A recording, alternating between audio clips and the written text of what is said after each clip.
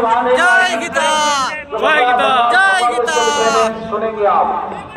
और हमारे पड़ोसी मित्र राष्ट्र नेपाल और भूटान से पधारे हुए हैं कई सज्जन वृंद, उनको इस महायज्ञ में हार्दिक अभिनंदन है, सभी को वंदन है।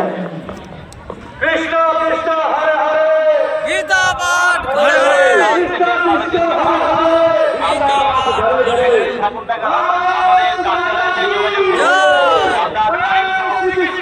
जय कृष्ण।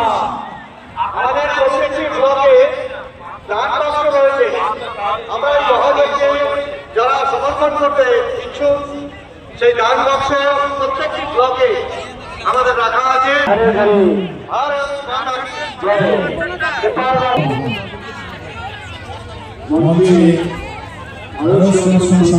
ভক্তিবৃন্দ সঙ্গে সন্ন্যাসী